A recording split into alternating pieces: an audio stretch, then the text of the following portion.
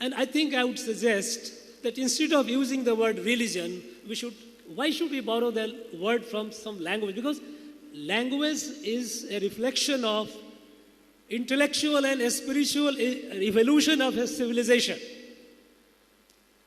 Our civilization evolved several thousands years before others came. We don't have to borrow because their languages are incapable. I am not aware of any word equivalent of dharma in English language. There is no word. Then why do we have to adopt the word religion? Why don't we call it dharma? Let other languages adopt this word dharma. This Sanatan Dharma created at the time, during the Vedic period, it created this Rashtra, Bharat. And then the Rishi said, Uttaram yat samudrasya, himadrishya dakshinam, varsham tad bharatam nama, bharati yatra santati. And what was the Himalaya then? Not what we have today. In the east, it went beyond Brahmdesh, what is called Burma or Myanmar today, Siam, what is Thailand.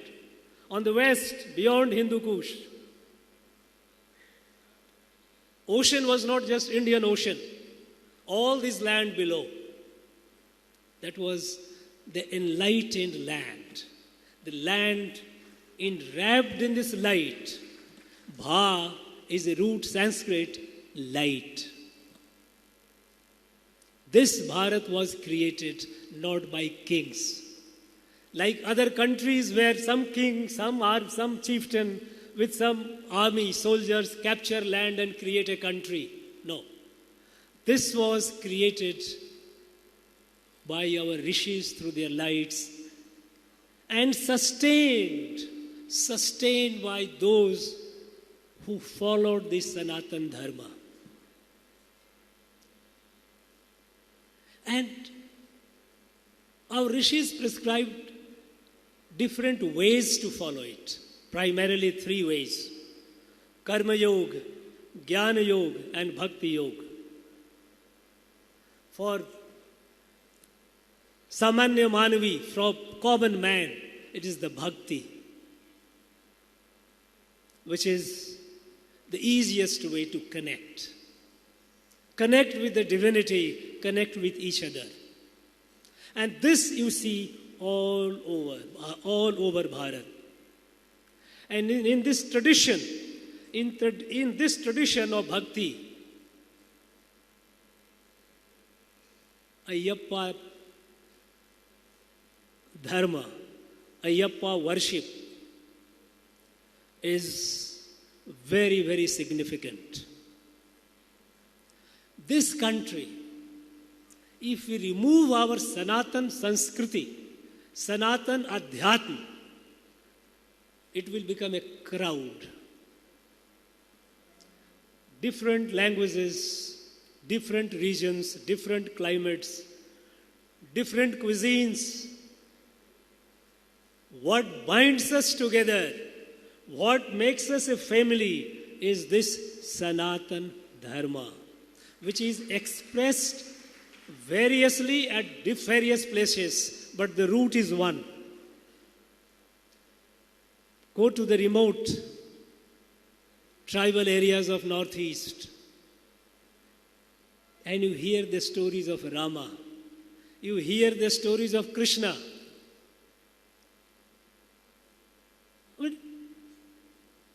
It is all pervasive. Even in the areas which subsequent colonial rulers called them primitive and tribals. Even their way of life, their way of worship is nothing but Sanatan Dharma. How integrally they are connected, they are related with each other and with the entire creation. It is different from what is called anthropocentric view of life. mostly the Abrahamic religion, where they said man is the center of creation. God created man, and then they created this rest of the creation for the enjoyment of men. No. Sanatana Dharma does not say that. We are integral element of creation. We have no superior claim. Now this light, this dharma,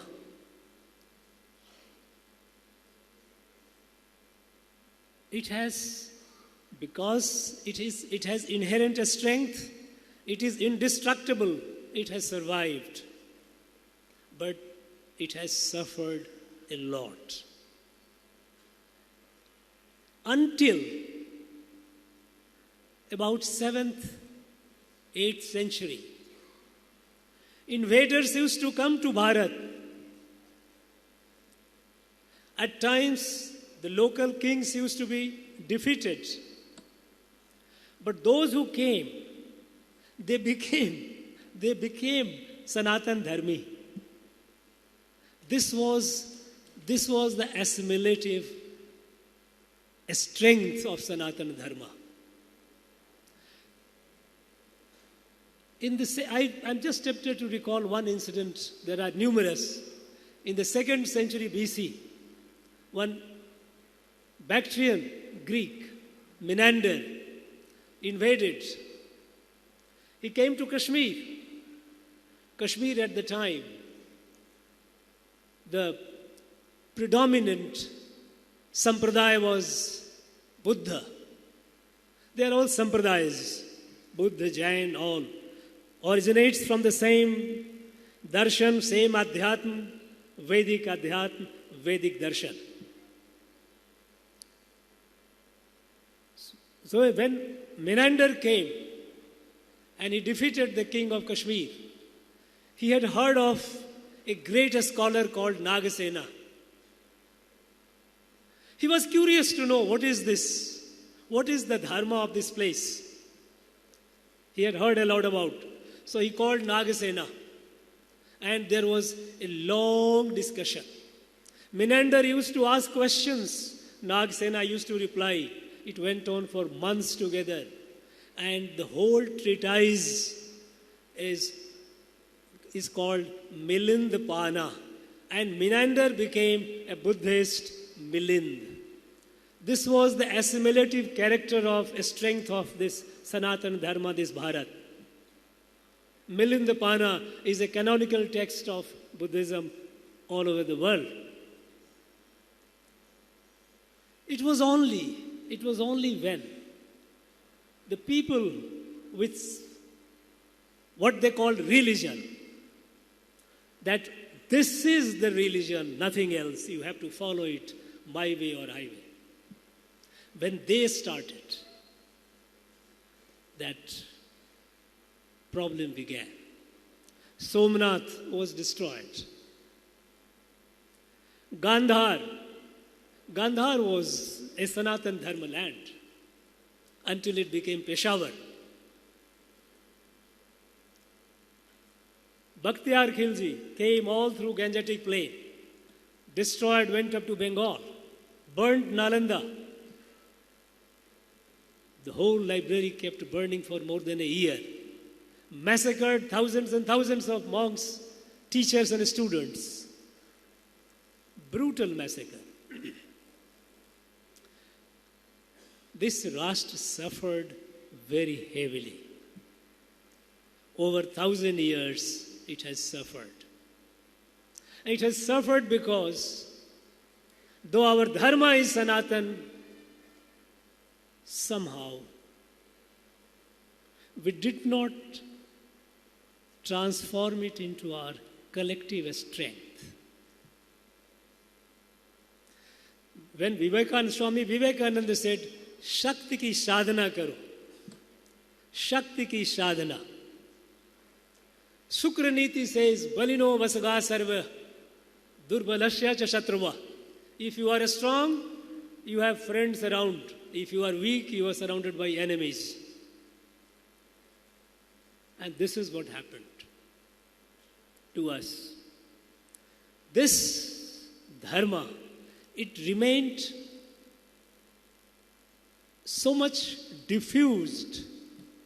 It could not be harnessed and concentrated because this was not a land of kings and it was not a kingdom.